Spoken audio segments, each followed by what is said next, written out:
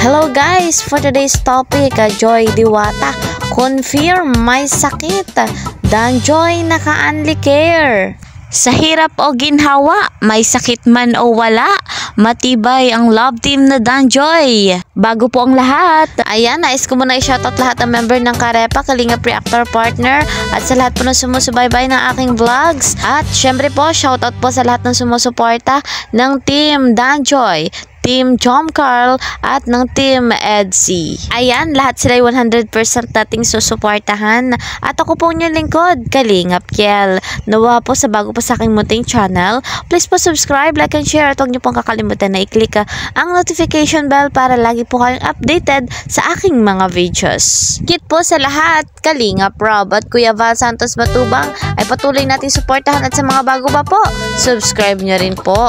At alam niyo naman kung gaano kabuti ang kanilang puso, at kapag pinapanood nyo po ang kanilang videos ay huwag nyo pong i-skip yung ads, ano po, para dagdag blessing po yun at marami pang matulungan na nangangailangan. Ayan guys, mga kalingap, dito na tayo sa ating topic.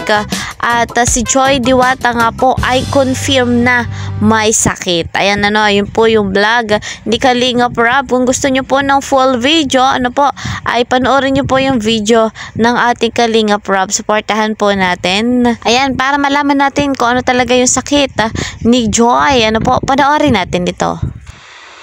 Sasabihin po, may sis daw po sa Ayan, credit to the owner of this video, ano po, kay Kalingap Rob.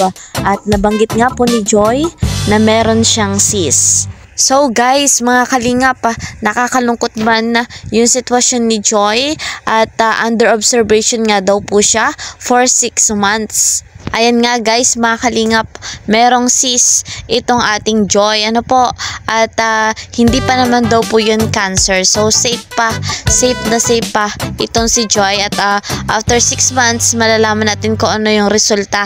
Ano po guys, mga kalingap, sa karamdaman ni Joy ay ang pinaka mabisang gamot ay ang panalangin natin. Ano po, ipanalangin natin si Joy na gumaling agad at hindi lumala yung kanyang karamdaman.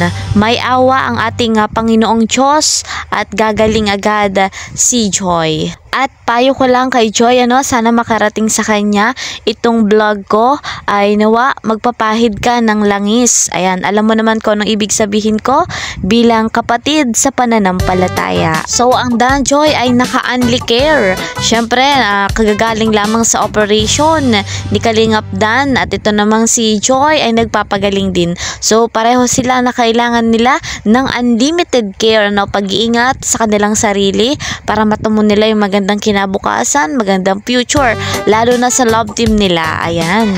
Guys, mga kalingap, magiging okay din ang lahat at gagaling din sa karamdaman ang love team na Danjoy, ano? Yung karamdaman ni Kalingap Dan at yung karamdaman ni Joy.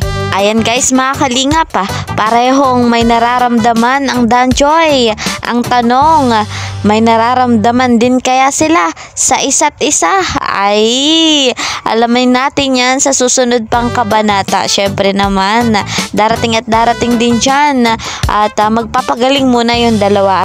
Guys, mga kalingap, kahit po may nararamdaman si Joy, ay kitang-kita natin sa kanyang mga matatamis na ngiti na lumalaban siya at patuloy pa na magtatagumpay sa lahat ng pagsubok na darating sa kanya. Iba talaga pag-inspire kay Kalingap Dan. Ayan. For more updates sa ating love team na Danjoy, please po subscribe my channel, like and share, at huwag niyo pong kakalimutan na i-click ang notification bell para lagi po kayong updated. Maraming salamat. See you sa next vlog. Bye-bye!